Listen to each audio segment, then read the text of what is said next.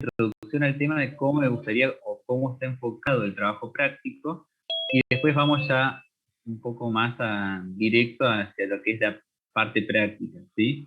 ¿Cómo venían haciendo ustedes?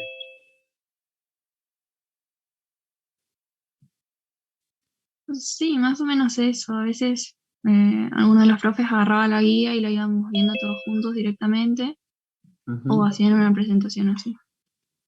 Bueno, yo voy a hacer en esta oportunidad voy a hacer parte de una mini presentación. Igual lo que me interesa es que participen lo máximo que puedan, ¿sí? Que abran los micrófonos, que se saquen las dudas, o la otra es que también se manejen a través del chat. Eh, la guía la desarrollé en la última parte, en la cual eso sí me interesa que la empezamos a hacer entre, entre nosotros, ¿sí? Así podemos ir desarrollándola un poco mejor, ¿sí? Después no pude tampoco acceder a parte de los teóricos porque ya no están grabados como antes, así que vamos a ir viendo principalmente los conceptos que quieren que queden dentro de la guía, ¿sí? Bueno, voy a compartirles pantalla. Que sigue entrando gente. A ver.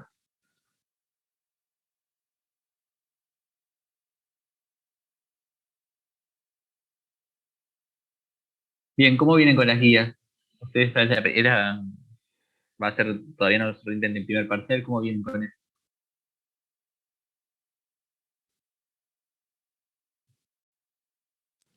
Y casi siempre estoy atrasada porque leo todo el mismo día, pero Ujú. lo llevo a leer por lo menos.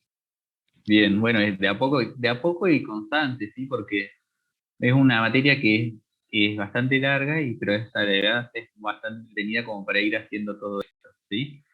Ahora lo que voy a hacer, voy a apagar la cámara solamente para que no haya dificultades con respecto al internet, pero de todas maneras voy a estar mirando el chat y voy a estar viendo eh, si ustedes quieren abrir el micrófono para preguntar algo, no hay ningún problema con eso, ¿sí? Bueno, eh, parte de, esta es, bueno, la unidad temática número 5, el trabajo práctico número 11, que es el transporte de gases vitales, ¿sí? La idea no es hacer un teórico, sino la idea es repasar los conceptos que están establecidos dentro de la guía de trabajos prácticos como para ir nosotros tomando cada uno de estos, ¿sí?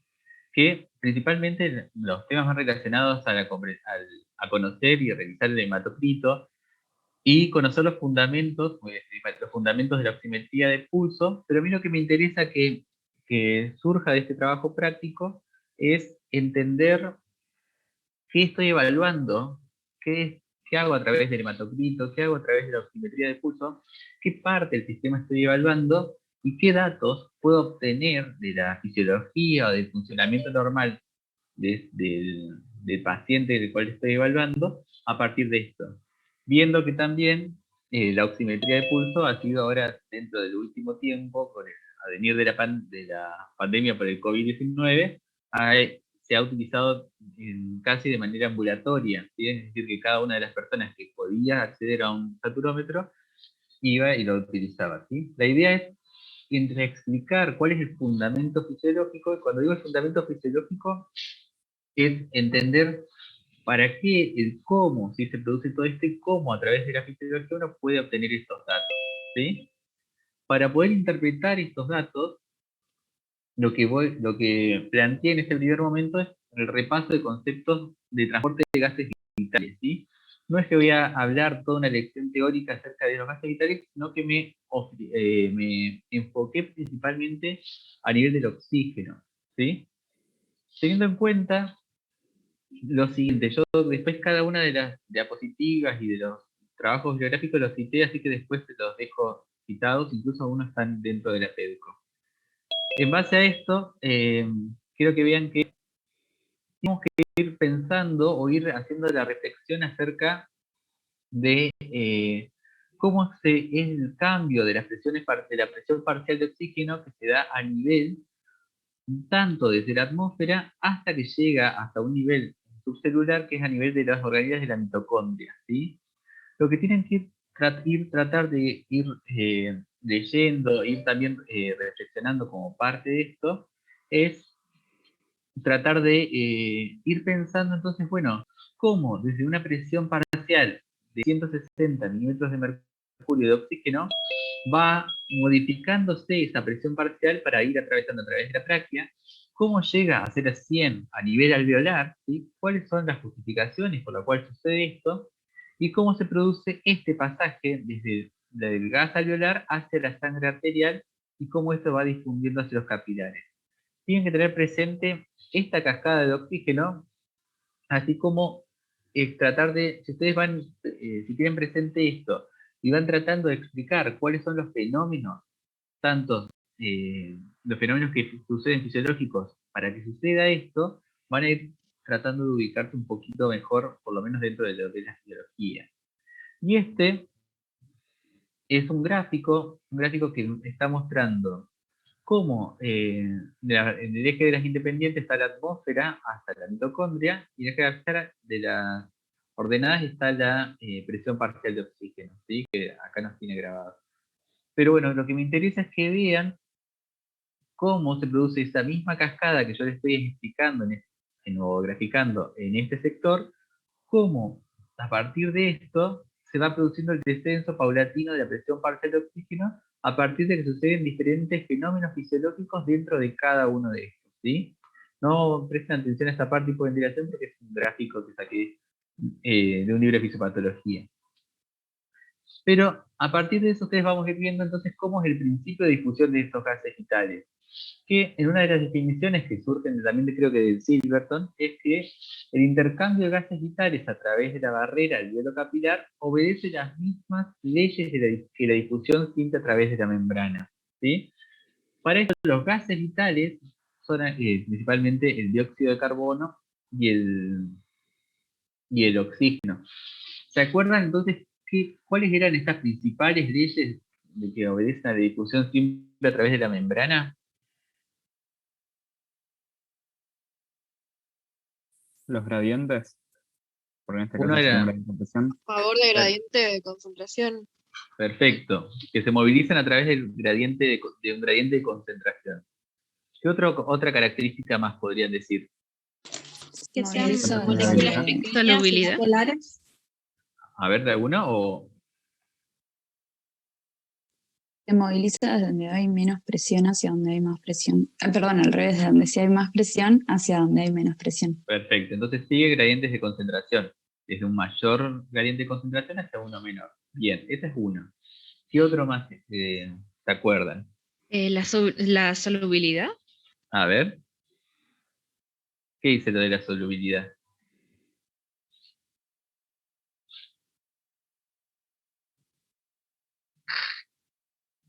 Bien, Mónica dice que pone la ley de Fick. Bueno, que está bien, sí. ¿Y qué elementos tiene en cuenta la ley de Fick? la masa molecular del elemento y la cantidad que va a difundir. Bien. Bien, esa es una de las principales características, ¿sí? Ahora, yo agregué acá, tomé la parte de las definiciones de las reglas de la difusión a través de las moléculas de Zincarner, y dice que las propiedades generales tienen que ver entonces con utilizar la energía cinética del movimiento molecular, no requiere una fuente de energía, que las moléculas difunden de un área de mayor concentración hacia una de menor concentración, como bien lo habían dicho, que la difusión continúa hasta que las concentraciones llegan a un equilibrio, ¿sí? Y que la difusión va a ser tanto más rápida cuando los gradientes de concentración son mayores, cuando las distancias sean más cortas, con las temperaturas más altas y cuando las moléculas son más pequeñas. Esas características que se reúnen van a ser las que hagan que la difusión sea más rápida, ¿sí? Y esta es otra de las definiciones que creo que también son del Silverton, en el cual son parte de las mismas, ¿sí? Así, este principio lo que tenemos que ir aplicándolo es aplicarlo acerca del sistema, tanto del sistema respiratorio como del sistema cardiovascular, ¿sí? En el cual vean cómo estos gases vitales, principalmente ahí, esperen que ahora salté bien, ahí está. Que cómo el dióxido de carbono y el oxígeno ingresa a través de las vías aéreas, llega a los alvéolos pulmonares a través de los principios que ustedes van a ver dentro del trabajo de mecánica respiratoria, y cómo se produce ese fenómeno de difusión dentro de la barrera hematoalveolar, y cómo este proceso se produce de forma inversa en los tejidos periféricos, en los cuales cede el oxígeno y ese gradiente de presión del dióxido de carbono se invierte para retornar por la circulación venosa. ¿Sí? Y parte de este principio de difusión tienen que ir pensándolo en estos, ¿sí? Cómo va ingresando, cómo se ingresa a la vía aérea, cómo se produce ese intercambio gaseoso, el transporte a través del sistema sanguíneo y el intercambio gaseoso a nivel del capilar tejido. Acá esto es una muestra de la representación acerca de cómo es la barrera hematoalveolar, que ya vieron parte de su estructura dentro de lo que es histología, pero que lo que quiero que quede representado acá es la distancia, es decir, el espesor que tiene este espacio alveolar para estar en contacto un gas que proviene del medio ambiente, en este caso, a el capilar pulmonar con el plasma y el glóbulo rojo en íntimo contacto a través de esta barrera con los gases vitales, ¿sí? En base a esto, es lo que nombró también parte de la compañera, se va relacionando parte de la ley de difusión de Fick, que la ley de difusión de Fick, como bien dijeron ustedes, tienen en cuenta los siguientes variables. Tienen en cuenta que la difusión de un gas es directamente proporcional a la solubilidad de esa partícula, al área del cual va a atravesar esta membrana y la diferencia de presión, y que es inversamente proporcional al espesor de esa barrera, ¿sí? Y que acá queda graficado entre cada uno, entonces, cómo el espesor, el área, ¿sí? Y la diferencia de grosor entre la flecha que representa el oxígeno y la flecha que representa el dióxido de carbono va relacionada el diferente grado de solubilidad que muestra cada uno. Así que esto tiene que ver con el coeficiente de difusión, que es específico para cada gas y que depende de la membrana celular y del peso molecular del gas. Dijimos que el área que da la superficie alveolar es un área muy extensa, pero el cual favorece esta difusión de estos gases. El gradiente de presión de membrana, que a partir de esto ustedes tienen que ir pensando o ir comenzando como a ir registrando acerca de los principales valores normales principalmente de los rangos tanto del oxígeno en sangre, del oxígeno a nivel alveolar, del dióxido de carbono a nivel alveolar y en sangre arterial, ¿sí? La distancia que debe transponer el gas para atravesar la membrana, en este caso va a ser el espesor. Es decir, que todas estas variables van a tenerse en cuenta al momento en el que uno piense la difusión de estos gases a nivel por ejemplo, de la membrana hematoalveolar. Y que la modificación de estos son los que va a condicionar el transporte de gases. Ya sea, por ejemplo, tener una menor área para la difusión de estos gases, ¿sí? O, por ejemplo, tener un menor gradiente parcial, una menor diferencia de presión parcial de oxígeno, por ejemplo, en una persona que se encuentre, por ejemplo, en la altura en la cual la presión parcial de oxígeno sea mucho menor, ¿sí? O el espesor de esa membrana sea mucho más grande. Por ejemplo, que esa persona tenga un edema pulmonar, que es, por ejemplo, la acumulación de líquido en la superficie alveolo-capilar, ¿sí? En el cual aumenta el espesor de esta membrana y la difusión del gas se hace cada vez menor, ¿sí? ¿Se va entendiendo hasta ahí? ¿O voy muy rápido? Porque suelo hablar bastante rápido. ¿Se entiende? Sí, se ¿Sí? entiende. Bueno. En base a eso, es que ir pensando cómo ese intercambio de los gases en alveolos es influido por diferentes pautas. O sea, pautas no variables sería. Uno es el oxígeno que llega a los alveolos, ¿sí? Que de ese oxígeno que llega a los alveolos vamos a estar hablando acerca de cuál es la composición del aire que debe ser inspirado. Generalmente a una persona que está a nivel del mar o a 760 milímetros de mercurio de presión atmosférica, vamos a ver que la presión parcial de oxígeno va a estar al 21% de esa presión parcial, de esa presión atmosférica, ¿sí? Diferente va a ser ese paciente, esa persona en la cual quizás yo le estoy dando oxígeno con una máscara para poder aumentar la composición del aire inspirado, ¿sí? O que esa persona esté a nivel de la altura, esté a un nivel elevado del nivel del mar, en el cual la presión parcial de ese gas sea menor por una hipoxia hipovárica, ¿sí? Mientras que otro de los condicionantes del oxígeno que llega a los alvéolos va a ser la ventilación alveolar, que esto lo van a ver principalmente en el trabajo práctico de mecánica respiratoria, en el cual va a estar condicionado principalmente por la mecánica, y por la principal mecánica y la frecuencia a través de cuál es la frecuencia respiratoria, que eso lo vamos a ver después en otro momento. Y otro de los intercambios de gases a nivel de los alveolos es influido por la difusión de los gases entre los alveolos en la sangre, principalmente en la barrera hematoalveolar, ¿sí? En la cual tiene en cuenta los principios de la ley de Fick, ¿sí? Y después, otro de los factores que influyen en el intercambio de gases a nivel de los alveolos es la perfusión alveolar. ¿Qué quiere decir perfusión alveolar? Quiere decir que el capilar en el cual se esté, que esté perfundiendo, o que esté irrigando esa zona del alveolo, sea adecuado como para poder captar ese oxígeno, o sea, o producir la correcta difusión de ese oxígeno a nivel de la sangre, ¿sí? Porque es muy diferente tener, por ejemplo, ese alveolo con una presión parcial de oxígeno de 100 milímetros de mercurio, pero no tener un capilar en el cual llevar a cabo ese intercambio gaseoso, ¿sí? Estos son los factores que ustedes tienen que ir pensando acerca de, bueno, ¿qué factores me pueden estar condicionando o condicionan el oxígeno que llega a nivel de los alveolos, ¿sí? Y el transporte de gases.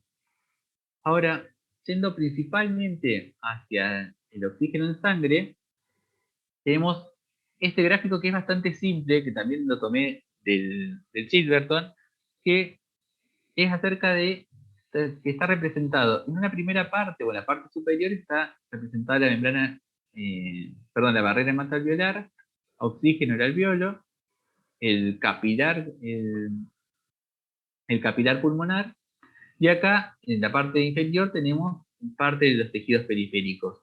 Y en el cual acá, como ya vieron parte en bioquímica y en biología, cómo se difunde el oxígeno a través de la barrera, siguiendo la ley de Fick, ¿sí? Y cómo este oxígeno disuelto va a ir transportado va a ir disuelto en plasma, que va a ocurrir en menos del 2%, y cómo el glóbulo rojo, a través de su componente que es de la hemoglobina, va a ir haciendo que va a ir captando más del 98% del transporte en sangre de este oxígeno, ¿sí? Ahora lo que me interesa es que ustedes vean cómo a través de las propiedades cuaternarias, a través de las propiedades que tiene la hemoglobina, puede captar esta gran cantidad de oxígeno y ser el principal factor involucrado en el transporte de oxígeno, ¿sí? Y acá, cómo se transporta hacia las células periféricas hace que la diferencia de presiones entre el compartimento, entre el capilar, la porción arterial y la célula, los tejidos periféricos, hace que esta relación se invierta y la hemoglobina ceda ese oxígeno. Ahora, entonces, si usted no tiene que pensar cuál es el contenido total de oxígeno en sangre, va a ir determinado uno por el 2% que va a ser el oxígeno disuelto en sangre, y otro que va a ser el oxígeno unido a la hemoglobina, ¿sí? Del cual tiene que quedar claro que el oxígeno unido a la hemoglobina es el que mayor peso tiene, ¿sí? Así, ustedes tienen que preguntarse, bueno, ¿cuál es la importancia de que la hemoglobina, la importancia fisiológica de la hemoglobina para el transporte de oxígeno? Este es uno de los ejemplos que encontré dentro de la bibliografía, en el cual marca el transporte de oxígeno en sangre sin hemoglobina. Es decir que esta persona tiene la presión parcial de oxígeno a nivel alveolar de 100, y en el cual dijimos que sigue el principio de difusión de oxígeno, hasta que se igualan estas presiones. En el que dijimos que solamente va a tener plasma arterial, que es decir que no va a haber hemoglobina para el transporte de oxígeno. Si uno hace las cuentas según los mililitros de oxígeno por litro de sangre transportada, vamos a ver que el contenido de oxígeno en plasma va a llegar a ser de 3 mililitros por litro de sangre, mientras que la capacidad total de transporte de hemoglobina, como no hay hemoglobina, va a ser de 3 mililitros de oxígeno por litro de sangre. Vamos a ver qué sucede cuando el transporte de oxígeno normal de una persona que tiene una hemoglobina normal tiene la misma variable en cuanto a la presión parcial de gas en el alveolo, pero se suma el componente de la hemoglobina, en el cual hay su porcentaje de oxígeno disuelto, que va a ser el mismo que el anterior, pero vean que uno puede graficarlo en mililitros de oxígeno por litros de sangre, vean cómo este contenido es mucho mayor, representa un poder de transporte de oxígeno muchísimo mayor que si iría disuelto solo en sangre, ¿sí? Y esto también puede ir representado para las personas que, por ejemplo, están con una presión parcial alveolar mucho más baja, por ejemplo de 28, que eso es en diferentes condiciones patológicas, el cual se disminuye en grado significativo cuál es el contenido de oxígeno en el plasma, 0,8, pero vean cómo el contenido de oxígeno de los glóbulos rojos mantiene una capacidad total de transporte mucho mayor que si no tuviera la hemoglobina. En eso radica la importancia fisiológica de la hemoglobina, en su gran capacidad para poder transportarlo. Y eso, a modo como práctico para que lo puedan ir graficando o ir pensándolo desde el punto de vista de lo médico, piensen, por ejemplo, que los pacientes que ingresan con hemorragia severa, por ejemplo, y ustedes tienen ¿qué se vio con el tiempo? Esos pacientes que tienen una hemorragia severa, por ejemplo, y una herida de arma de fuego a nivel de una pierna, esos pacientes pierden un gran contenido de sangre, pero principalmente del paquete globular. ¿Y qué hacían muchas partes? Por muchos años, ¿qué se hizo? Se transfundió a esos pacientes con soluciones fisiológicas, ¿sí? Esa solución fisiológica era isosmolar o isotónica con respecto al plasma, pero lo que no le daba a ese paciente era la capacidad para transportar el oxígeno necesario para ir sufriendo esos déficits, esa deuda de oxígeno que tenía el organismo frente a una hemorragia, ¿sí? Entonces después se vio que esos pacientes se mejoraban muchísimo con la transfusión de glóbulos rojos antes que transfundirlos con solución fisiológica, por ejemplo, sola, ¿sí? Sí. La solución fisiológica para poder mantener la presión arterial, ¿sí? Ustedes piensen que la volemia es una de las variables, que ya la vamos a ver después en los trabajos prácticos, es una de las variables que controlan la presión arterial. Si es un paciente que pierde mucha sangre, pierde parte de la volemia, su presión arterial baja. Entonces daban esta solución fisiológica con el fin de otorgarle volemia, porque le daban una solución isotónica e isomótica con respecto al plasma, para levantar la presión, pero su capacidad de transporte de oxígeno no era óptima, ¿sí? Que eso después se fue viendo con los años, ¿sí? Eso para ir graficando parte de la importancia que tiene conocer parte de la fisiología de la hemoglobina. Así como parte, para ir resumiendo, la cantidad de oxígeno que se une a la hemoglobina va a ir dependiendo entonces de ese oxígeno que esté disuelto en el plasma, que ese oxígeno disuelto en el plasma me va a determinar el porcentaje de saturación de la hemoglobina, y que la cantidad de hemoglobina me va a determinar el número de sitios de unión a la hemoglobina. Y eso se lo vamos a calcular por el número de glóbulos rojos o por el contenido de glóbulos rojos que tiene cada uno de esos glóbulos rojos. Y que eso es lo que nosotros vamos a empezar ahora a medir o a tratar de tomar todos los datos que podemos para conocer ese nivel, ¿sí? Así, para ir hablando un poco más de la hemoglobina, esta es la curva de saturación de la oxihemoglobina que se determina en vitro en un laboratorio, ¿sí? Que es la famosa curva de disociación de la hemoglobina. Sí, esa es la que tienen que saber de arriba a abajo, que no es negociable en ningún examen, que ya lo vieron parte en bioquímica, pero siempre me gusta ir repasando nuevamente estos conceptos, porque lo van a volver a ver siempre. Este es un gráfico que entonces va a tener la presión parcial de oxígeno la saturación de la hemoglobina en función de la presión parcial de oxígeno. Que a 100 milímetros de mercurio, que generalmente se encuentra a nivel de los alvéolos o del capilar alveolar, la saturación de la hemoglobina llega casi a un 100% o un 97%, ¿sí? Mientras que a nivel a nivel periférico, con una presión parcial de 40, la saturación llega a unos 75 milímetros, perdón, unos 75 por ciento de la saturación de la hemoglobina, ¿sí? Y que esta saturación de la hemoglobina podemos obtener muchos datos acerca de su comportamiento, tanto a nivel de los tejidos periféricos como a nivel alveolar, ¿sí? ¿Qué factores se acuerdan que son los que modifican la afinidad de la hemoglobina por el oxígeno? El 2,3-bifosfoglicerato. Bien, ¿sí? ¿Qué otros más? La cantidad presencia de de protones. monóxido de carbono. Y los Bien. protones. Los protones. Bien. Los El pH. protones. Bien. Protón y pH los podemos poner en 1. Podemos poner la PCO2, el 2,3-bifosfoglicerato y me falta uno. El dióxido de carbono. La temperatura. Sí, la temperatura, ¿sí? Esos son los 4 factores que hacen que modifican la afinidad de la hemoglobina por el oxígeno, ¿sí? Y acá lo que ustedes tienen que ir conociendo es conocer acerca de, o sabiendo y razonando, de cómo los cambios en estas variables modifican la afinidad y con qué fin, ¿sí? Teniendo en cuenta que tanto la acidez, es decir, los pH menores a 7,35, como las altas temperaturas, como la PCO2 alta, son las que condicionan que esa curva se desplace hacia la derecha, y eso implica que esa hemoglobina tiene una mayor capacidad para poder disociarse del oxígeno y entregarlo a los tejidos periféricos a una misma presión parcial de oxígeno.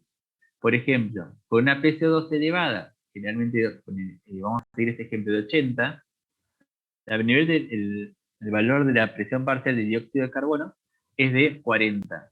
Que 40 a 40 milímetros de mercurio de oxígeno a nivel periférico, la saturación que dijimos que íbamos a lograr es unos 75. Pero, si estamos en contexto de una acidosis, por ejemplo, una acidosis producto de una depresión parcial de oxígeno elevada, vean cómo la saturación de esa hemoglobina baja, es decir, que baja la afinidad de la hemoglobina por el oxígeno con el fin de que ese oxígeno sea entregado a los tejidos para su metabolismo, ¿sí? Lo mismo sucede con el 2,3-bifosfoglicerato, lo mismo sucede con el pH y con la temperatura. Ese es el fin, y después cuando veamos algunas situaciones clínicas vamos a ver el porqué de cada una, ¿sí? Esto es un gráfico que tomé también de una revisión bibliográfica que hacían del oxígeno, que es este que les nombro acá arriba, que si quieren después pueden buscarlo, es una revista que hacen revisiones de fisiología, que no es mucho más de lo que yo les expliqué con las anteriores, pero lo que quería que vean era este nuevo gráfico. Este gráfico marca la presión parcial de oxígeno en la sangre en función del contenido de oxígeno en sangre. Vean que la presión parcial de oxígeno en sangre se ve influenciada principalmente por la afinidad de la hemoglobina por el oxígeno, ¿sí? Y que esto, cuando yo digo afinidad de la hemoglobina por el oxígeno, pienso en estas variables, y cuando quiero decir de contenido de oxígeno, vean que una de las variables que está graficando es la eritropoyesis, es decir, el aumento de la cantidad de los glóbulos rojos, que va en relación con la cantidad de hemoglobina que tengo en la sangre como para ir transportando esa cantidad de oxígeno, ¿sí? Mientras que acá coloca a la respiración, es decir, la frecuencia respiratoria, como uno de los parámetros en los cuales puede aumentar la presión parcial de oxígeno en sangre, ¿sí? ¿Se entiende entonces estas diferencias en cuanto cuando uno habla de afinidad de la hemoglobina por el oxígeno y cuando hablo de contenido?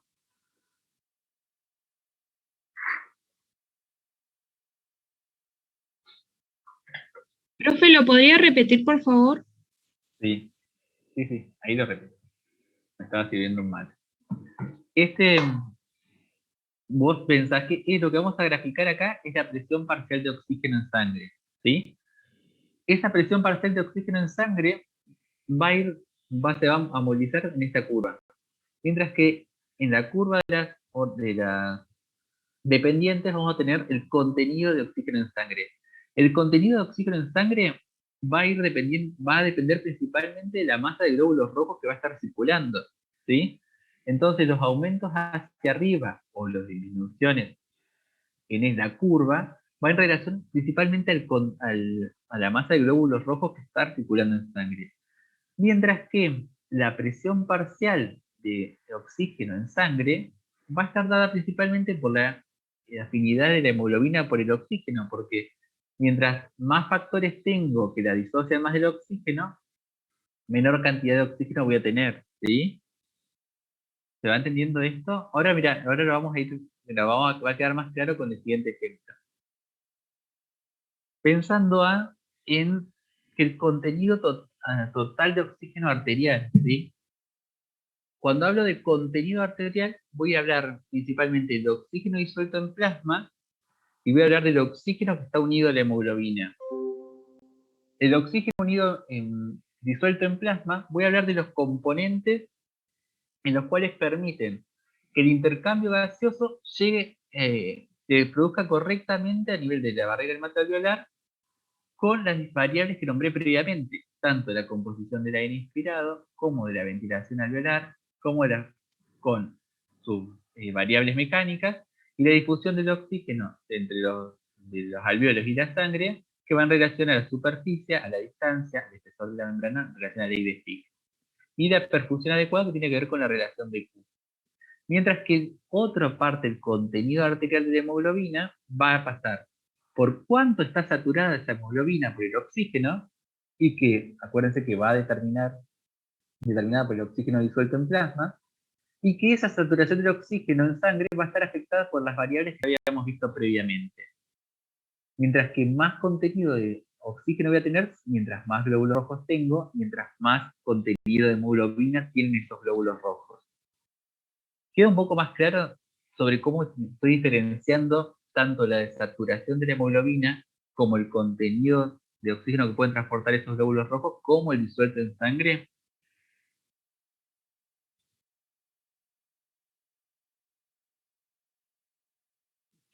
Sí, yo entendí, pero me mareé con el gráfico anterior. No podía relacionar Bueno, ahora la, decime, perdón. la presión del oxígeno en el plasma, cómo era que variaba según la cantidad de glóbulos rojos, por ejemplo. Porque como es en el plasma y no es no es unido a la hemoglobina. No, porque en este gráfico de eritropoyesis, es decir, que el aumento de la cantidad de los glóbulos rojos era el que te determinaba el contenido de sangre, ¿sí? Es decir, que la curva va a ir creciendo hacia arriba, ¿sí? Mientras que el oxígeno disuelto en plasma te va a determinar esta porción de la curva hacia la izquierda o hacia la derecha, y que esta pendiente de la curva va a ir definiéndome estas variables, ¿sí? Pero para que vean que estoy hablando, si bien de cosas de variables que están dentro de un mismo sistema, las va a ir modificando diferentes parámetros, ¿sí? Que es más o menos esto es lo que lo resume completamente, ¿sí? Porque una cosa es hablar del número total de glóbulos rojos que tengo, otra cosa es hablar de la saturación que tiene esa hemoglobina, ¿sí?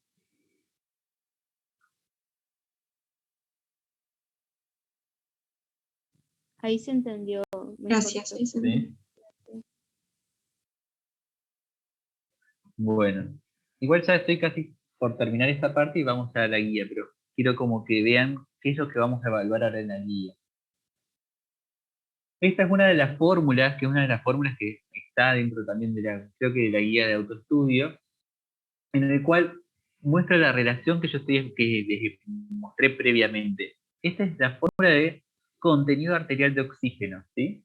Si ustedes te dicen, bueno, ¿cómo podrías explicar cuáles son las variables que van en relación al contenido arterial de oxígeno? En base a pensar todas las situaciones, todo lo que hablamos previamente, pueden sacar la conclusión de que los determinantes van a ser, uno, el contenido de hemoglobina que tenga esa sangre arterial. Otra, cuánto va a estar saturada esa hemoglobina, ¿sí? Y esta es una constante de solubilidad, ¿sí? Mientras que esto me va a representar la mayor parte del contenido arterial de oxígeno porque dijimos que el 98% de ese oxígeno se transporta a través de la sangre. Ahora, no me sale término, este término en cuanto involucra la presión parcial de oxígeno arterial y este coeficiente de solubilidad que tiene, va a explicarme la parte del oxígeno disuelto que corresponde al 2% de todo este contenido arterial de oxígeno y que se ve claramente por esta coeficiente de solubilidad. Si yo multiplico una PCO2 de 96 por 0,0031, van a ver, ahí van a graficar bien la relación en cuanto al 2% de transporte versus contra el 98% de cada una. Ahora, eso es la fórmula que me va a decir, bueno, este es el contenido arterial de oxígeno que tiene esta persona con esta hemoglobina, con esta saturación de la hemoglobina y con esta PO2 arterial. Y para esto yo que como si ustedes sacaran una foto estática, una foto a una situación dada en arterias, ¿sí? Y acá lo que es un concepto un poco más, más avanzado, que lo van a seguir viendo después, ¿no?, con la práctica química, pero acerca de la entrega de oxígeno. Una de las condicionantes, bueno, ¿cómo sé cuánta entrega de oxígeno está dando mi cuerpo? Uno va a ser el contenido arterial de oxígeno, que lo vamos a pensar como algo estático, y otra es el gasto cardíaco, que va a ser todo el flujo de sangre, todo el flujo de masa de oxígeno que va circulando por nuestro sistema, que me va a condicionar los mililitros minutos de oxígeno que el oxígeno está entregando al cuerpo, ¿sí? Esta es parte, después cuando veamos parte de lo de cardio y de presión arterial, es un concepto que van a ver, pero me interesa que presten atención al primero. ¿Se entiende lo del contenido arterial? Sí, se entiende. Sí. Bueno, ustedes, Valen, o díganme si tienen alguna duda, porque yo sigo hablando, si no. Es como que Perdón. viendo la fórmula de arriba se puede analizar o se puede considerar qué variables intervienen en la concentración arterial de oxígeno. Perfecto, sí. Proporcionalmente hablando. Proporcionalmente, y que ustedes, si en el caso de que en algún momento no se acuerden, pueden ir sacando parte de todo esto, ¿sí? Porque yo quiero que vayan haciendo el ejercicio de ir razonándolo, de ir pensándolo, de decir, bueno, yo sé por ejemplo, yo sé que el oxígeno se transporta el 98% a través de la hemoglobina, entonces tengo que tener en cuenta el contenido de hemoglobina, cuánto está saturada, y bueno, y el 2% me irá relacionado al oxígeno que está disuelto. Eso es lo que me termina con mi contenido arterial. Después, yo después le voy a dar movimiento cuando hablo de gasto cardíaco, pero eso lo vamos a ver posteriormente. Era como que para que empiece a sonar o empiece a explicarlo posteriormente, ¿sí? En base a esto, es que me interesaba que ustedes vean cuál va a ser entonces, qué es lo que están evaluando al momento de tener el valor de la saturometría, el valor del hematocrito, de la hemoglobina de un paciente, porque van a ir a buscar esos datos en función de esto, ¿sí? De conocer cómo es el transporte de oxígeno en este paciente, ¿sí? Así, uno de los partes del trabajo era esto, ¿sí? Que lo tengo por acá en una hoja, que era valoración de la saturación de la hemoglobina con la oximetría de pulso. ¿Pudieron hacer esto?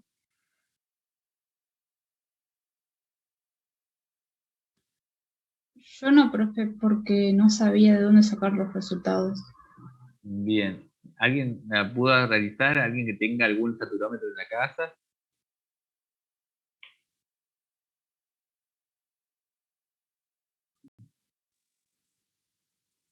Bueno, vamos a ir viendo entonces,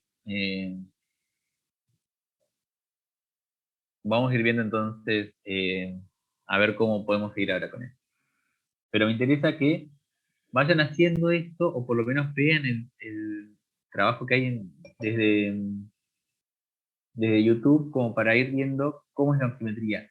¿Alguno o alguien ha hecho alguna saturometría? ¿Ha visto cómo es el saturómetro?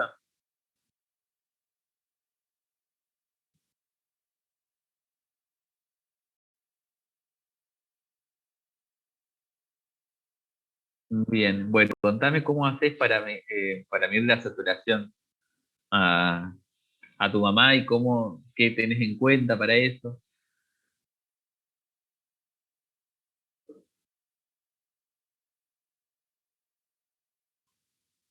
Ujú. Bien. ¿Y qué valores obtiene tu mamá?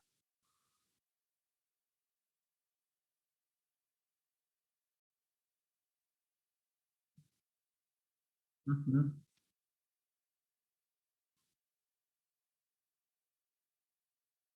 Bien.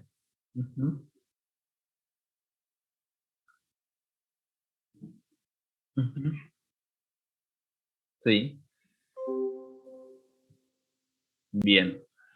Bueno, ¿y eso implica algún cambio o qué conductas toman a partir de eso? ¿Algo te asusta?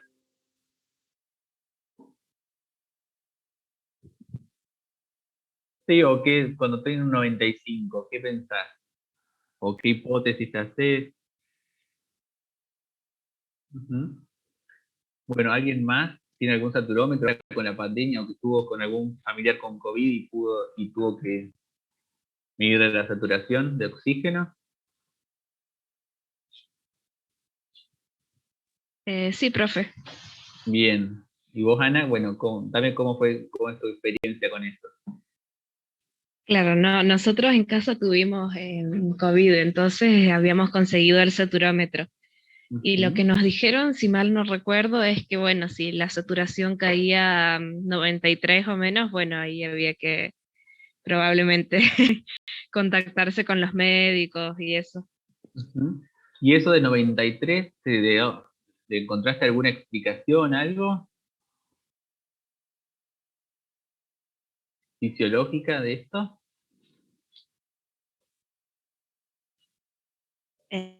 No, profe, pero bueno, o sea, sería muy poco contenido de oxígeno en sangre, claramente. Bueno, bueno, ahora lo que vamos a ver es entonces como para que tratemos de entender qué datos estamos obteniendo y cómo cómo vamos a ir resolviendo, cómo vamos a ir interpretando este dato, ¿sí?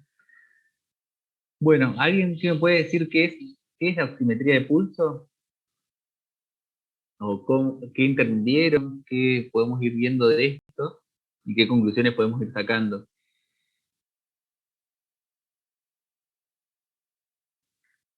Yo no sé bien, pero tengo entendido que permite identificar qué porcentaje o el porcentaje de la hemoglobina que se encuentra saturada Ujú. con oxígeno, es decir, la cantidad de grupos hemo que están unidos a oxígeno dentro de lo que es el eritrocito.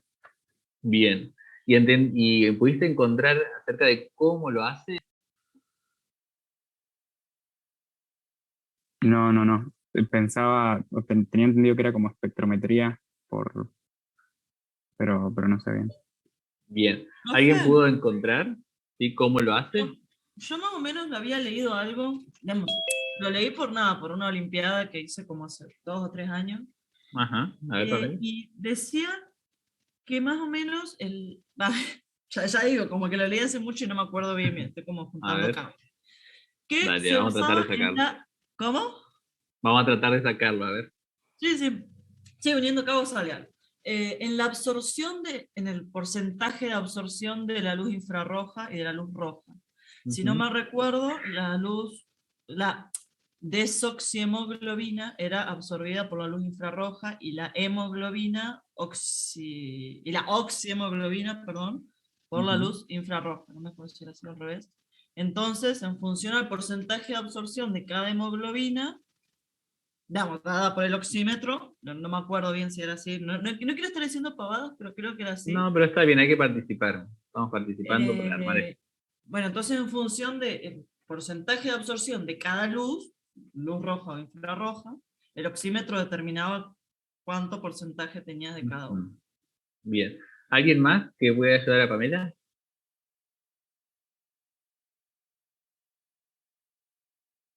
Yo también había visto algo parecido y como ver, para Dante. sumarle, creo que tenía también un receptor que es el que mide esas ondas, digamos, de luz o de infrarroja, y de acuerdo a cuál se presentaba, hacía como la medición, algo así entendí. Bien, bueno, algo de lo que fueron diciendo de ustedes juntan parte de las definiciones, ¿sí? Vamos viendo, yo acá solamente agregué algunas partes de preguntas como para que vayamos a ir viendo y como para ir reflexionando acerca.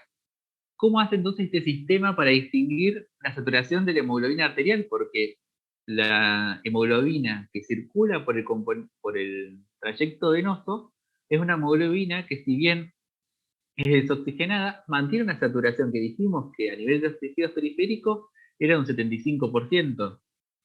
Entonces, ¿por qué no marca 75 y está marcando solamente el componente arterial? ¿Se lo preguntaron o pudieron ver de la bibliografía?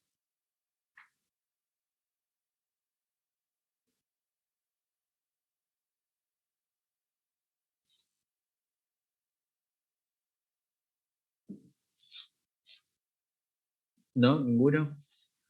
¿O alguna hipótesis que tengan acerca de por qué solamente distingue el componente arterial? Yo había Porque es el entendido que, que, sí, el que tiene más oxihemoglobina. Sí, pero ¿por qué no? ¿Por qué un paciente, por ejemplo, que también desatura, es decir, que está con insuficiencia respiratoria, por ejemplo, por un COVID, y te satura 70, y no me marca 75 la saturación? ¿Por qué me sigue marcando la arterial? yo había entendido que tenía en cuenta, no sé si está bien, la luz que deja pasar la hemoglobina oxigenada, digamos. Cuanto más luz infrarroja creo que era pasada, marcaba una determinada cosa. Como que siempre tenía en cuenta un solo tipo de hemoglobina, algo así. Sí, tiene en cuenta las dos hemoglobinas, porque a partir de eso hace un cálculo. Ahora les lo voy a mostrar yo. Pero como para que empiecen a ir haciéndose cuestionamientos o preguntas acerca de todo esto. Bueno, a ver, ¿qué dice Mónica? ¿Será porque está colocado en el pulpejo del dedo donde abundan más capilares? No, no es el fundamento, pero está bien de todas maneras. Piensen esto. Si nosotros vamos al fundamento por el cual se produce, y la otra pregunta que agregué es cómo calcula la saturación de oxihemoglobina el compartimiento arterial. Pero para eso tenemos que conocer entonces cómo funciona ese oxímetro de pulso. El oxímetro de pulso, como el de bien de este gráfico, tiene dos puntos. Un punto en el cual emite una luz, que es una luz infrarroja, y otra luz roja, ¿sí? Y que según la diferencia de absorbancia que tenga esa oxihemoglobina o la desoxihemoglobina, va a calcular el porcentaje que llega hacia el otro punto receptor de esa luz que emite, ¿sí?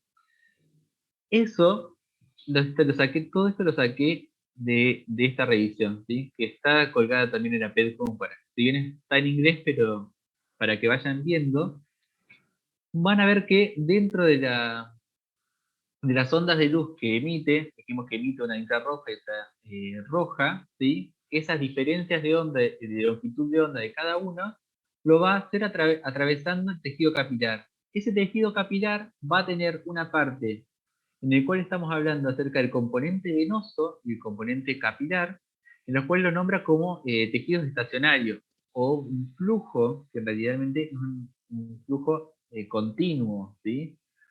Mientras que el componente arterial va a tener esta forma. ¿Y esto a qué se debe este componente arterial?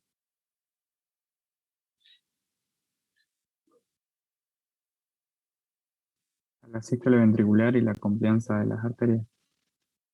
Sí, aparte de eso, que es, si uno lo puede resumir, al pulso. Por eso se llama oxímetro de pulso.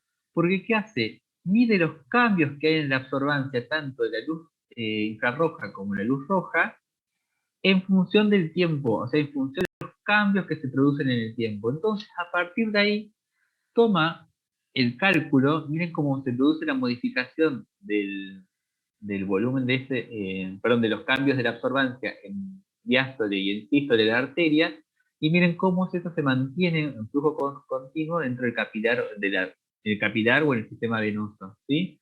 Entonces, a partir de esto es que el microprocesador del oxímetro de pulso va detectando que esa es la hemoglobina arterial, es decir, que los cambios que se producen en la absorbancia de la luz roja o la luz infrarroja en función del pulso, va a ser eso lo que me va a determinar que la hemoglobina que quiere estar midiendo es la hemoglobina arterial, porque lo ve a través de cambios de pulso, ¿sí?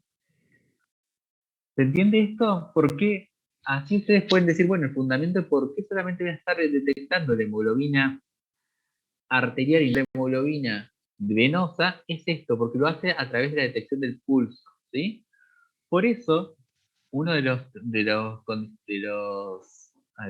consignas dentro del trabajo práctico es buscar esos lugares en los cuales estén bien perfundidos, es decir, haya una buena llegada de sangre al tejido, como es el dedo, el pulpejo de la oreja, ¿sí? En el cual pueda detectarse esos cambios en el pulso sanguíneo. ¿Se entiende? Sí, profe, se Sí, entendió. profe. Bien. Sí. Y ahora, ¿qué puntos ustedes pueden ver ahora de qué datos me va a dar este valor? Entonces yo ahora voy a estar saturando a una persona, por ejemplo, vamos a dar el ejemplo de la pandemia, que ya es bastante habitual, pero a una persona que está saturando 95% o 97%, ustedes me pueden decir que eso es normal. Bueno, ¿qué valores es normal? ¿Qué rango vieron ustedes de saturación es normal?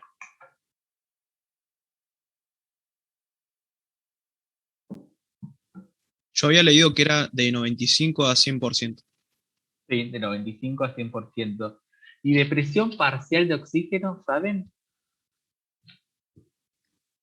Mayor a 80. ¿De 80 a cuánto más o menos? Acuérdense que en fisiología lo empezamos a manejar ahora en rango, ¿sí? De 80 a 100. De 80 a 100. Perfecto, milímetros de mercurio, ¿sí? ¿Y ustedes podrían estimar cuál es la presión parcial de oxígeno conociendo la saturación de la hemoglobina? Sí, con el gráfico. Bien, con el gráfico. ¿Cuál gráfico? El de la disociación de la hemoglobina, el que vimos antes. Perfecto, ¿sí? Ustedes, no me acuerdo si lo puse después, pero ustedes viendo esto, ustedes saben que una persona que está saturando 95%, ustedes saben o pueden llegar a estimar, sin tomar una muestra de sangre arterial, que la presión parcial de oxígeno arterial es cercana, por lo menos entre 95, entre 90 y 100, ¿sí? Y que eso va dentro de un rango normal y que es un método no invasivo para medir la presión parcial de oxígeno, ¿sí?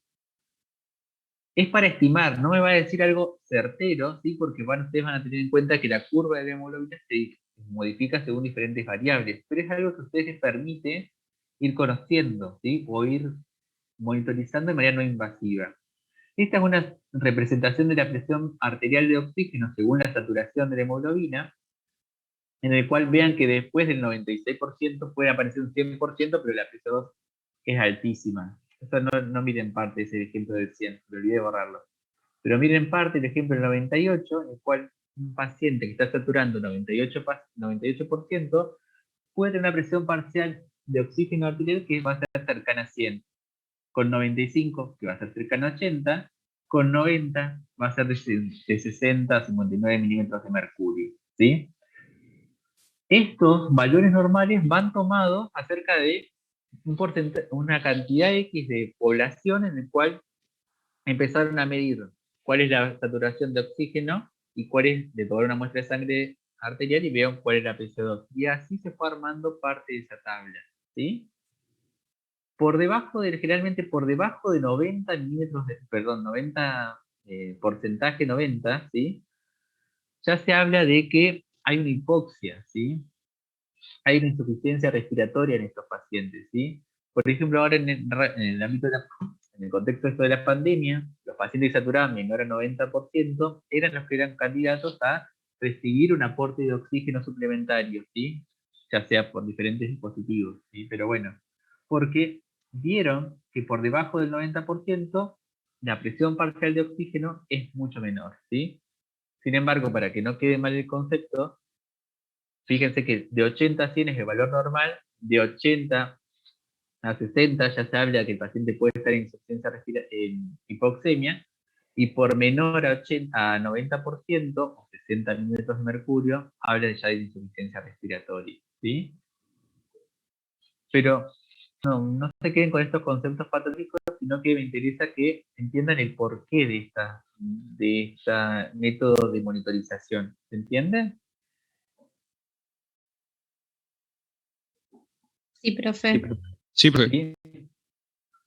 Díganme si no quedó claro, porque podemos ir abundando, porque este es el método que ustedes van a utilizar después en el futuro, o capaz que hay unos mejores después en el futuro, pero que se utiliza actualmente para ir monitorizando el oxígeno en sangre, ¿sí? Y que tienen ustedes a partir de acá toda una explicación fisiológica que obviamente ustedes tienen que profundizar en el estudio, en el cual pueden ir justificándolo fisiológicamente todo, ¿sí? Profe, ¿Sí? una consulta. Decime. Entonces, entre 90% y 95% se estaría considerando que es una insuficiencia. Estaría pensando en hipoxia, pero no importa, no lo tengas en cuenta ahora, porque me interesa que mayores al 90% es un valor normal, ¿sí?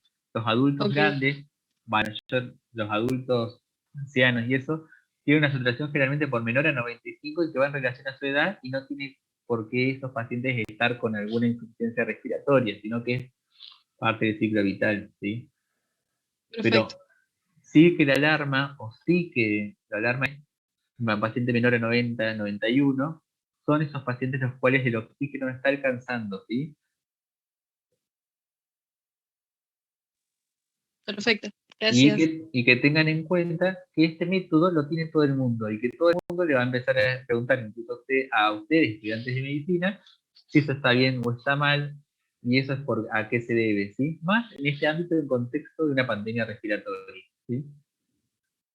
Ahora, como para seguir parte de todo esto, si no hay más dudas, o quieren que charlemos un poquito más de algo del Profe, oxímetro de pulso.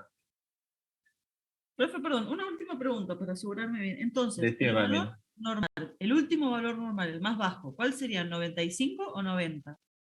Dentro del rango normal. Dentro del rango normal, hacerlo de 95 a 100, ¿sí? Ujú. Pero que un paciente sature 93, sature 92, no te implica tanta gravedad, pero sí tienes que ir a estudiarlo, ¿sí? Ok, gracias. Para los libros de fisiología, de 95 a 100, ¿sí?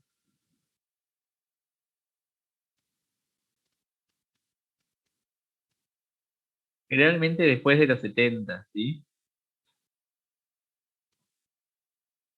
Pero bueno, eso es parte de clínica, ¿no? Me interesa que lo sepan solamente analizando el contexto de que vamos a ver fisiología no solamente de un adulto de 30 años, ¿sí? Sino que vamos a ir viendo de todo el ciclo vital, así como vamos a ver parte de lo pediátrico, vamos a ver parte del otro extremo, ¿sí? Pero concepto, a grandes rasgos, concepto quiero que quede: paciente que satura menor de 90, un paciente que tiene que consultar porque su presión parcial de oxígeno es menor a 60, ¿sí? La causa por la cual esta presión parcial de oxígeno es 60 la estudiaría el profesional de la salud en ese momento, ¿sí? Pero como para que lleve en parte ese concepto, ¿sí? Profe, Sí. a mí me quedó una duda. A ver. Entre hombres y mujeres el porcentaje de saturación va a ser el mismo, ¿verdad? ¿Y eso qué explicación le podrían llegar a encontrar? Pensémoslo. Si ustedes decir, bueno, entre hombres y mujeres, ¿qué diferencias voy a tener como para que cambie la saturación entre uno y otro?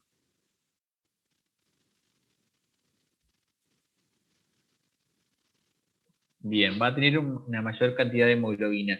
¿Y eso me va a influir en la saturación de oxígeno? ¿Y cómo va a ser entonces el oxímetro de pulso para poder detectar una mayor cantidad de hemoglobina?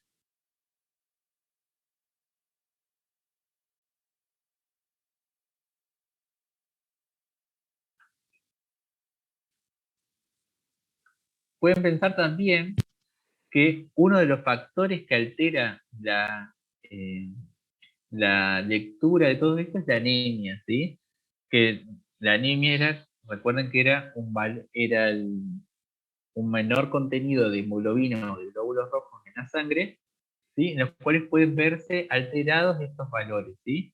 Pero acá estamos hablando de pequeñas diferencias que se producen dentro de un rango normal entre hombres y mujeres, en el cual no tienen gran repercusión en cuanto a la saturación de oxígeno, hablando de algo fisiológico, ¿sí? No hay grandes cambios con respecto a eso, ¿sí? Puede haber grandes cambios en cuanto al contenido, en cuanto a la mayor cantidad de masa de glóbulos rojos que esté circulando, producto de lo endocrino, ¿sí? Pero no tiene mucho que ver con respecto a la saturación, ¿sí?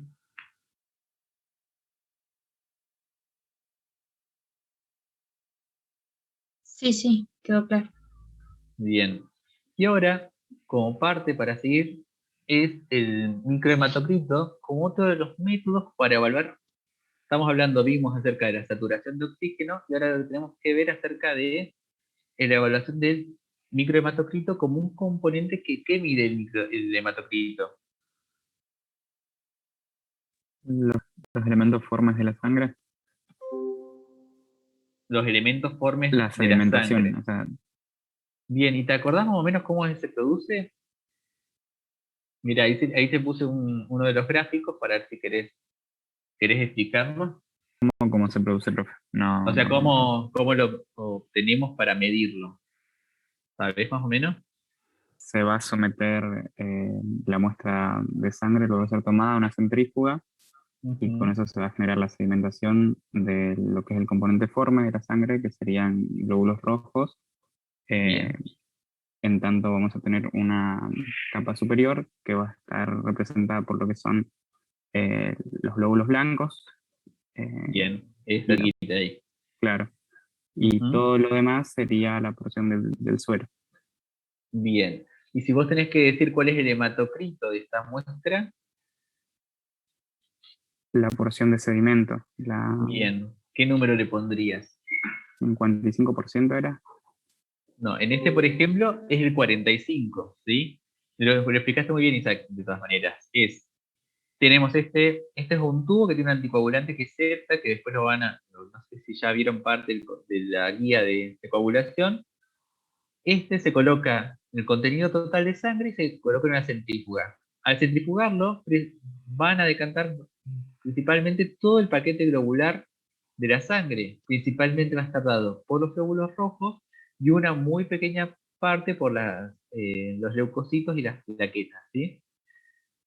Esto es un 100% del total de sangre, y en el cual el hematocrito se refiere a cuál es el porcentaje de masa globular que ocupa en una muestra de sangre, ¿sí? En este caso va a ser el 45%, ¿sí? Es decir, que el hematocrito que tiene esta muestra de un paciente es de 45%, porque luego de centrifugarlo me ocupa esto del total, ¿se entiende? Mientras que el resto el 55 es de plasma, ¿sí? Que no tiene elementos formes. ¿Se entiende esto? Sí. Sí. Bien.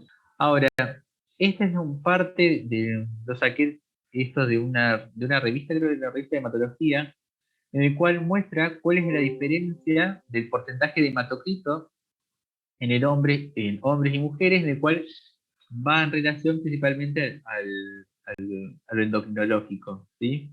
Que eso después lo vamos a ver en parte endocrino, pero que ustedes a partir de ahora, a partir de que están estudiando todo esto, tienen que conocer ya los valores normales, tienen que saberlos y ir estudiándolos porque los van a preguntar en las instancias evaluativas y después los van a usar diariamente en su práctica, ¿sí? Entonces vea que el hematocrito del hombre tiene un rango de 42 a 52 y el de la mujer de 37 a 48. O generalmente el de la mujer puede ir de 33 a 43 dependiendo de la bibliografía de cada uno, ¿sí? El contenido de hemoglobina del hombre y de la mujer, ¿sí? Y después, bueno, esto es parte de todos los índices matemáticos que se miden, ¿sí? Ahora, ¿de qué nos sirve? ¿Por qué hemos visto ahora? Porque es un método en el cual te permite ver el contenido de hemoglobina que va a transportar ese oxígeno, ¿sí? Miren, este es un ejemplo que tomé de una revista también de fisiología, me parece que era, después se la voy a colgar también en la PEDCO, en el cual tienen diferentes hematocritos, ¿sí? Hematocrito del caso A, ¿qué hematocrito le darían del caso A? ¿Qué valor le darían? Teniendo en cuenta las definiciones y demás. Un 45%. 45%. Si yo les digo que ese paciente es un hombre, te dirían que está normal, que es bajo, que es alto. Normal. Normal, perfecto. Ahora, miren el caso 2. ¿Qué hematocrito le darían? Un 30%. Un 30%. Un 30%. Si yo les digo que es una mujer que tiene un hematocrito de 30%, ¿qué pueden ver? O sea, ¿qué me dirían? ¿Que es bajo, que es alto, que es normal? Es bajo. Puede ser Es bajo. Bajo. ¿Es bajo, bajo. ¿Es normal o no? Porque Es mujeres hasta un no manejan esos 33%. valores. Hasta un 33% lo puedes tolerar, ¿sí? Pero si no, a partir de ahí ya considerás que el hematocrito es bajo y que esa persona está anímica, por ejemplo, ¿sí? Las causas pueden ser muchas, no importan las causas, me interesa que vayan viendo esto, ¿sí? Miren el siguiente ejemplo. ¿Qué hematocrito tiene este paciente? Un 70%. 70%. Y bien, ¿y ahí qué me dirían? ¿Que es bajo, alto, normal? Es elevado. Es alto. Que es elevado, ¿sí? Y acá quiero que empiecen a ir viendo que estamos frente también uno puede interpretar el hematocrito como una relación que se produce del componente máximo, el 100% es la sangre entera. El 30% de este hematocrito es plasma y es el contenido globular, ¿sí? Vean que puede ser que el incremento que se vea de esta relación puede ser a expensas de un aumento del contenido globular, como por ejemplo lo que producen las policitemias, se llaman, ¿sí? Que hay aumento en la cantidad de glóbulos rojos circulantes, pero puede pasar que el contenido de plasma sea menor. ¿Se entiende? Sí, ¿Sí? profe. Entonces, como por ejemplo, los pacientes que están muy deshidratados y demás, en los cuales el contenido de plasma es mucho menor, entonces esta relación se ve incrementada, ¿sí? Pero no quiere decir que la masa globular sea tan grande, ¿sí? Ok. ¿Se entiende esto? Sí, profe. Y en este, ¿qué me podrían decir de este con respecto al último?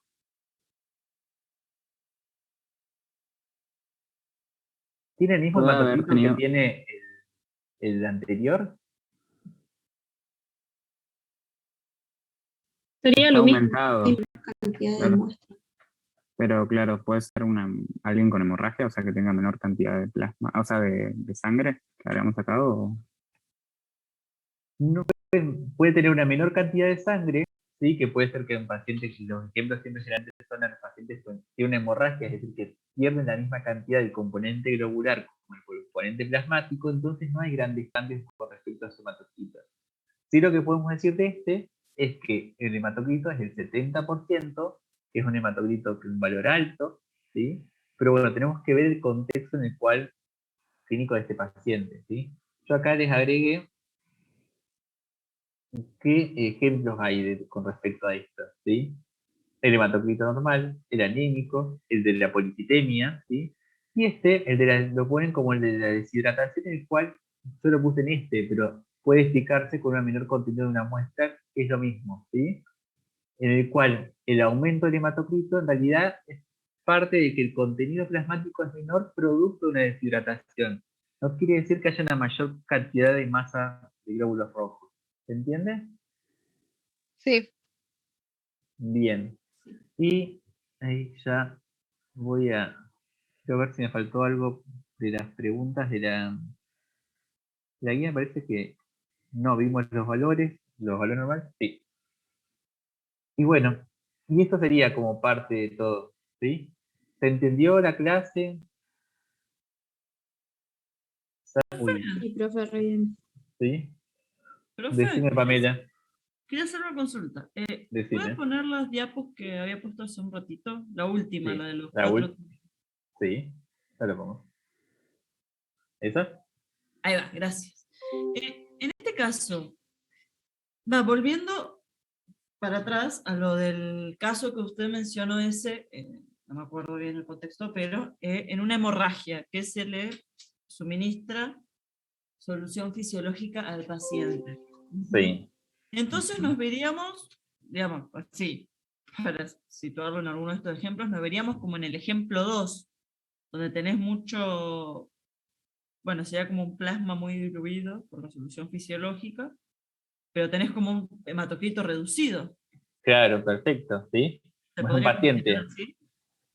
Sí, podría ser así. Un paciente que perdió sangre entera, en el cual yo les voy a reponer solamente el componente plasmático, ¿sí? A través de la solución fisiológica, ¿sí? No de plasma. ¿Sí? Entonces, no le estoy reponiendo parte del componente globular, sino que parte del contenido plasmático, que si bien mantiene un volumen sanguíneo, eso no va a corresponder con el hematocrito ni con los glóbulos rojos que le voy a querer transfundir en otro momento, ¿sí? Entonces se terminaría correspondiendo esa situación puntual de la hemorragia con una anemia, como, bueno, Sí. como mencionó eso de que hay como una falta de glóbulos rojos. Sí, perfecto. Pero quiero que tengas en cuenta, guarda con el ejemplo de la hemorragia, porque es un ejemplo que puede funcionar de diferentes maneras según el tiempo que uno lo piense, ¿sí? ¿Por qué? Porque si yo pienso que le tomo un hematocrito a un paciente con una hemorragia inmediatamente después de que sangró, yo voy a tomar una muestra de hematocrito y el hematocrito va a ser igual, quizás, o muy parecido al anterior, porque yo perdí los dos componentes. Perdí tanto plasma como sangre, ¿sí? Entonces, la relación entre esos dos se va a mantener o va a disminuir progresivamente.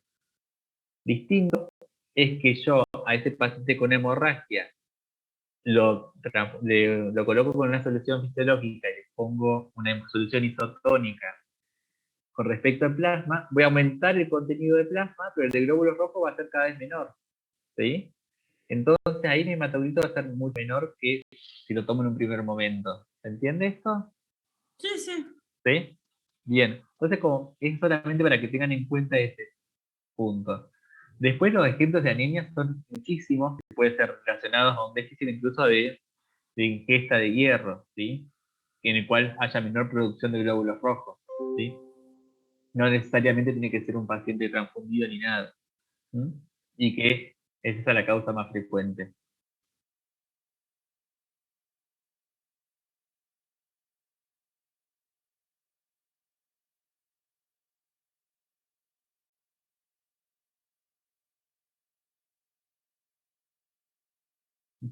Sí, está bien. Pueden influir los valores de anemia, pero quizás no ha sido una anemia muy grave la que tuviste, sino una anemia leve, ¿sí? En el cual no llega a modificarse en gran medida la saturación, ¿sí? Vos pensás que apenas vas a estar disminuyendo parte del contenido arterial de oxígeno tuyo para una persona que es joven y que calculo no sin muchas comorbilidades para tu edad. Así que no va a haber muchos cambios, ¿sí? Bueno, acá hay unas preguntas. Hoy sube la disponibilidad a Facebook. ¿Suben las diapositivas?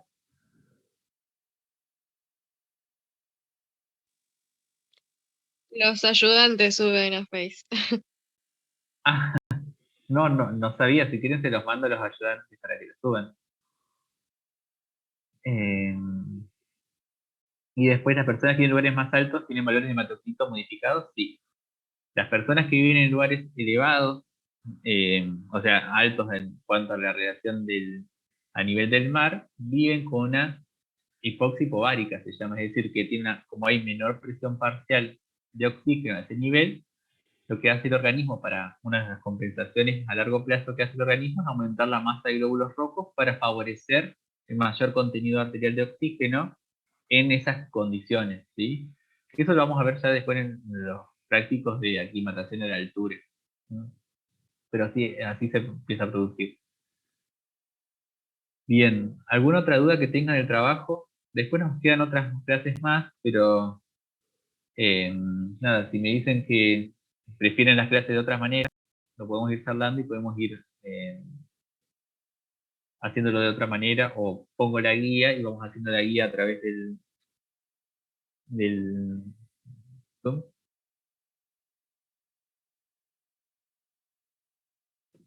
Sí, a mí también.